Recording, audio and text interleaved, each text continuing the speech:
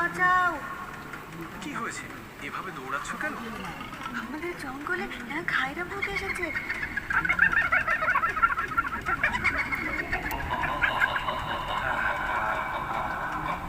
এখন থেকে এই জঙ্গল আমার। এখন থেকে এখানে শুধু আমার রাজত্ব চলবে। ওই হায়রা ভূতকে আমি মেরে আমার মায়ের মৃত্যুর প্রতিশোধ নেব। ওই হায়রা ভূতকে হারানো এত সহজ নয় রে। তার জন্য দরকার ছাগল ভূতের। সেই ছাগলের শরীরে প্রবেশ করে একটি আত্মা, আর সে ছাগল ভূতে পরিণত হয়।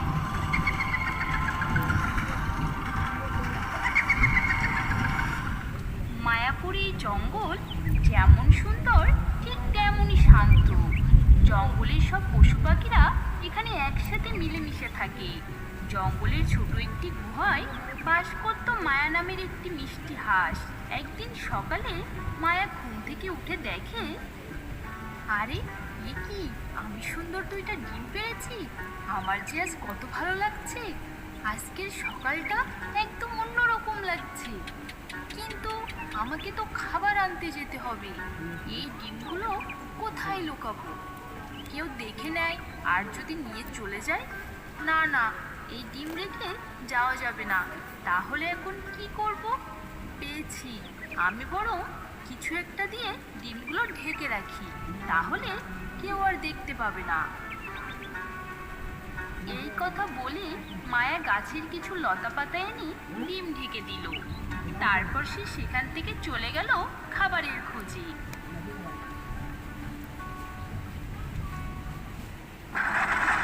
এইদিকে সেই জঙ্গলে এসে হাজির হয় এক ভয়ঙ্কর ডাইনি।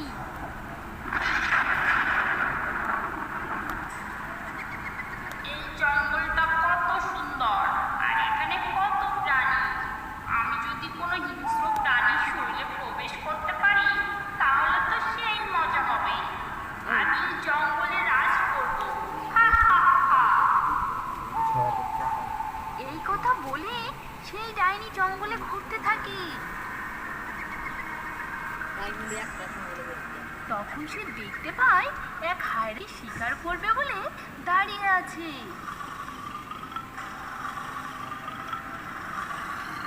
এই তো পেরেছি, আমি ওই হায়নার শরীরে প্রবেশ করি আর তার শরীর দখল করে নিই। তারপরে আমি আরাম করে জঙ্গলের প্রাণীদের ধরে ধরে খাবো। এই কথা বলে সেই ডাইনি হায়রাটির শরীরের ভিতরে প্রবেশ করে।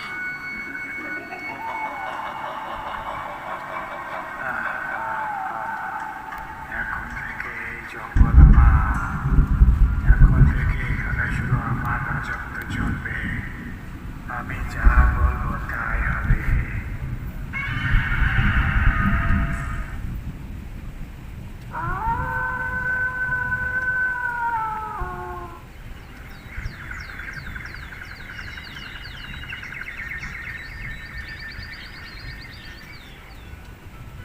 এদিকে বনের রাজা সিংহ মহারাজ সব পশু পাখিদের ডেকে বলল, শোনো সবাই, আজকে তোমাদের সবাইকে একসাথে এখানে ডেকেছি এই জন্য যে কিছুদিন পর আমার ছেলের প্রথম জন্মদিন। তাই আমি এই জঙ্গলের সব প্রাণীদেরকে নিয়ে একটি বিশাল ভোজনের আয়োজন করতে চাচ্ছি। তাই তোমাদের সকলকে হাতে হাতে কাজ করতে হবে। মহারাজ, আপনি কোনো চিন্তা করবেন না, আমরা সব কিছু খুব ভালোভাবেই খেয়াল রাখবো। হ্যাঁ মহারাজ, আপনি কোনো চিন্তা করবেন না, আমরা সকলে সাহায্য করব। আচ্ছা ঠিক আছে, এখন তোমরা সকলে যেতে পারো। তারপর সব পশু পাখি সেখান থেকে চলে যায়। আর এদিকে মায়া জঙ্গলে ঘোরাঘুরি করে খাবার খেতে খেতে সন্ধ্যা হয়ে যায়। আরে খাবার খেতে খেতে আজ অনেক বেশি দেরি হয়ে গেল। কখন যে সন্ধ্যা হয়ে গেল। না, আমাকে তাড়াতাড়ি গুহায় ফিরতে হবে। তারপর মায়া তার গুহায় ফিরে এলো। আরে আমি তো ভুলেই গেছিলাম আমার এই সুন্দর মিষ্টি দুইটা ডিমের কথা। আমার সুন্দর ডিমে তো তা দিতে হবে, না হলে আমার সুন্দর বাচ্চাগুলো ডিম ফুটে কিভাবে বের হবে। এরপর মায়া তার ডিম দুটোয় মন দিয়ে তা দিতে লাগলো। এদিকে জঙ্গলে নেমে এসেছিল অন্ধকারের কালো মেঘ। জঙ্গল থেকে পরপর প্রাণীরা সব গায়েব হতে শুরু করলো। সেই হায়রা ভূত জঙ্গল থেকে পশু পাখি ধরে ধরে খাওয়া শুরু করলো। সুন্দর আর নিস্তব্ধ জঙ্গলটা যেন হঠাৎ খুব ভয়ঙ্কর হয়ে গেল।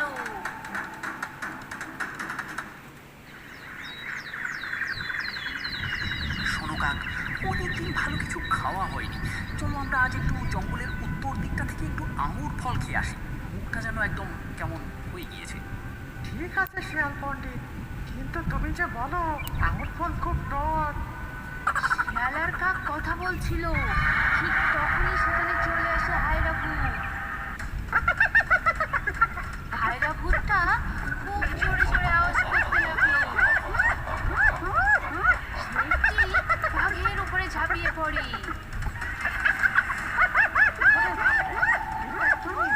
তো দেখছি ভয়ঙ্কর হায়রা ভূত। এই ভূত কোথা থেকে এলো? আরে শিয়াল মশাই, এক্ষুনি আমাদেরকে পালাতে হবে, আর তা না হলে ওই হায়রা ভূত আমাদেরকে খেয়ে ফেলবে। পালান! কাকের কথা শুনে শিয়াল আর কাক একসাথে সেখান থেকে পালিয়ে গেল। এদিকে মায়ের ডিম দুটো ফুটে খুব সুন্দর দুটো ছানা বের হয়েছে। আমার সোনা বাবুরা, আমি কতদিন ধরে তোমাদের জন্য অপেক্ষা করে আছি। তোমরা আমাকে মা বলে ডাকবে আর প্যাক প্যাক করে আমার পেছনে পেছনে ঘুরবে। কিন্তু মা, আমাদের তো ভীষণ ক্ষুধা পেয়েছে। হ্যাঁ বাবারা, আমি এখনই যাচ্ছি, তোমাদের জন্য খাবার নিয়ে আসছি। তোমরা যেন একটুও গুহা থেকে বাইরে বের হবে না। এই জঙ্গলে কত ভয়ঙ্কর প্রাণী আছে, তোমরা তো সেটা জানো না। কিন্তু মা, তুমি বাইরে গেলে যদি ভয়ঙ্কর প্রাণীগুলো তোমার উপরে আক্রমণ করে? আরে পাগল ছেলে, ভয় কিসের? ওইসব প্রাণীরা আমায় ধরতেই পারবে না। আর বাইরে না গেলে আমরা খাবো কি? আমরা যে না খেয়ে মারা যাব। তাই বলছি, তোমরা বাইরে বের হবে না। আমি খুব তাড়াতাড়ি খাবার নিয়ে ফিরে আসবো। তারপর মায়া খাবারের খোঁজে বেরিয়ে পড়ে। ভূতটা ভয়ঙ্কর আওয়াজ করতে করতে পুরো জঙ্গলে ঘুরতে থাকে। এদিকে গুহার ভেতর ভাই, প্রায় বিকেল হয়ে গেল, মা তো এখনো আসছে না। আমার খুব ভয় হচ্ছে, মায়ের কিছু হয়নি তো? আমিও সেটাই ভাবছি, মায়ের আবার কোনো বিপদ হলো না তো? আমার খুব ভয় করছে। তাহলে আমরা এখন কি করব? আমরা কি বাইরে গিয়ে দেখবো? আমার খুব ভয় করছে, আর মা তো বলে গেছে আমরা যেন বাইরে না যাই। না, কিছু করতে হবে। আর তুই একদমই ভয় পাস না, আমি বাইরে গিয়ে একটু দেখে আসি মায়ের কোনো খোঁজ পাই কিনা।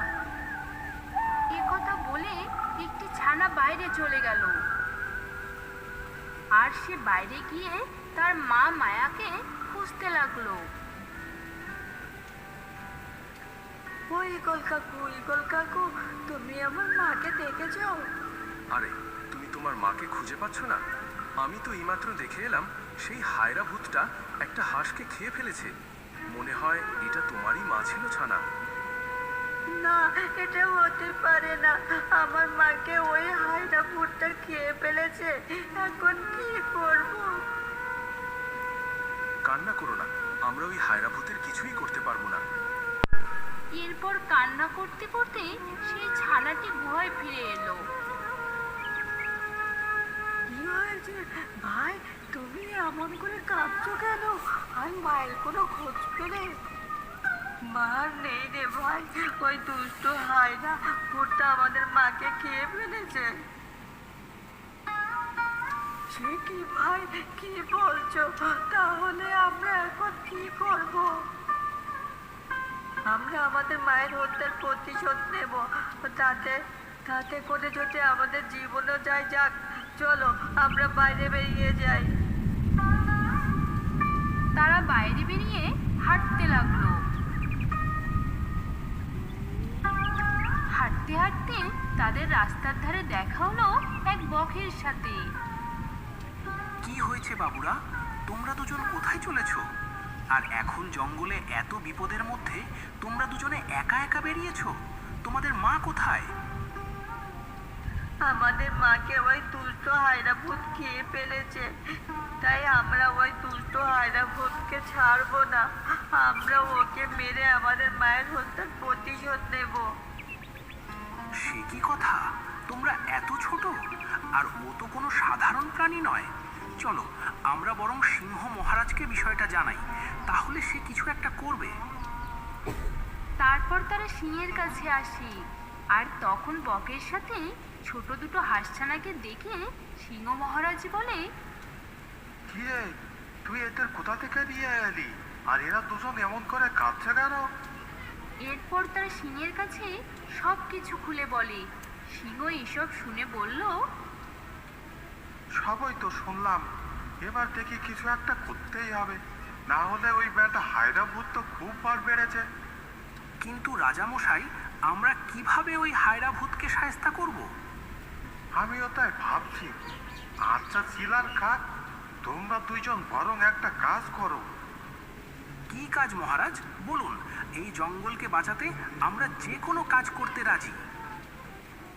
তোমরা দুইজন মিলে জঙ্গলের একদম শেষ প্রান্তে বট গাছের নিচে ওই যে বৃদ্ধ তান্ত্রিক আছে না, ওনার কাছে যাও। আর গিয়ে আমাদের সব দুঃখের কথা খুলে বলো। উনি হয়তো কোনো একটা সমাধান দিতে পারেন। ঠিক আছে রাজামশাই, আমি এক্ষুনি যাচ্ছি।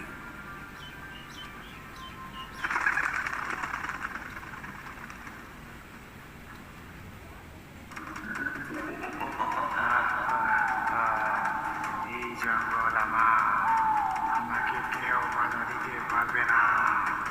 কিন্তু জঙ্গলের এই প্রাণীগুলো সব কোথায় লুকিয়ে পড়লো, একটা কেউ খুঁজে পাচ্ছি না। চল ওই দিকটা গিয়ে দেখি।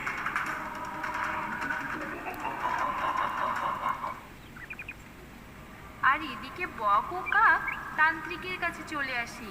তান্ত্রিক তাদের দেখে বলল, আমাকে কিছু বলতে হবে না রে ছোকরা, তোরা এখানে কেন এসেছিস আমি সব জানি। আর আমি এটাও জানি, ওই হায়দ্রাবাদ কোনো সাধারণ একটা প্রাণী না। ওর শরীরে একটা ডাইনি ভর করেছে, এজন্য ওর শক্তি এত বেড়ে গিয়েছে। সে কি দাদু, তাহলে এখন কি করা যায়? কিভাবে আমরা আমাদের জঙ্গলকে বাঁচাবো? একটা উপায় আছে, কিন্তু আমাদের ওই হায়দ্রাবাদকে শেষ করতে হলে তার সমতুল্য কোনো শক্তির প্রয়োজন হবে। যেমন কোনো মৃত প্রাণীর আত্মা, কিন্তু সেই আত্মাকে ডাকার জন্য একটা শরীর দরকার। সেই শরীরে আত্মা প্রবেশ করার পরে সে হায়দ্রাবাদের সাথে লড়াই করতে পারবে। তাহলে দাদু, এখন কি করা যায়? তার জন্য একটা ছাগলের দরকার। আমি ছাগল ভূতকে আহ্বান করব, আর সে এসে তোমাদের এই জঙ্গলকে রক্ষা করতে পারবে। তোমরা তাড়াতাড়ি গিয়ে একটি ছাগলকে নিয়ে আসো। এরপর তারা সিংহ মহারাজের কাছে ফিরে আসে আর সব কথা খুলে বলে। আমাদের জঙ্গলের একটা ছাগলকে বলে নিয়ে যাও। বলো সিংহ মহারাজ যেতে বলেছেন, তাহলে সে নিশ্চয় যাবে। এরপর তারা দুজনে একটি ছাগলের কাছে গিয়ে ছাগলকে সব কিছু বলে, আর তাকে সাথে নিয়ে তান্ত্রিক দাদুর কাছে যায়। এই তো দাদু, তোমার কথা মতো আমরা আমাদের জঙ্গল থেকে একটি ছাগলকে নিয়ে এসেছি। কিন্তু দাদু, ওর কিছু হবে না তো? ওর কিন্তু দুটো বাচ্চা আর বউ রয়েছে। না, এতে ওর কিছুই হবে না। হায়দ্রাবাদকে শেষ করার পরেই সে আবার স্বাভাবিক হয়ে যাবে। তারপর তান্ত্রিক যজ্ঞের আয়োজন করে।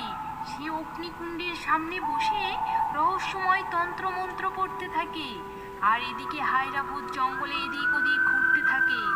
তান্ত্রিকের মন্ত্রের কারণে ছাগলের শরীরে প্রবেশ করে এক পবিত্র আত্মা। সে একটা শক্তিশালী ছাগল ভূতে পরিণত হয়।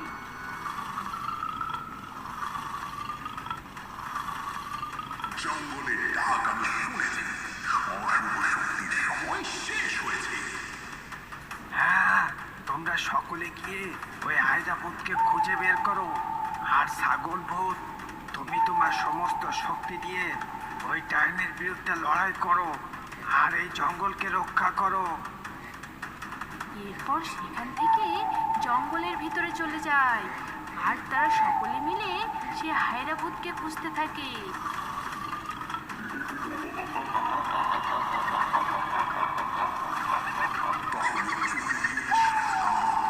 আজ তোর জীবনের শেষ দিন। আমার শেষ দিন। কে কে মারবে আমাকে?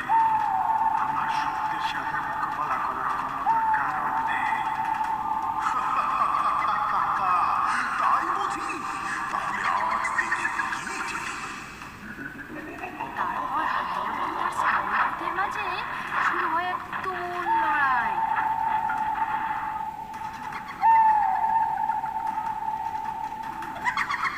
হায়রা ভূত ছাগল ভূতের শক্তির কাছে পরাজিত হয়ে মাটিতে লুটিয়ে পড়ে আর সেখানেই তার মৃত্যু হয়।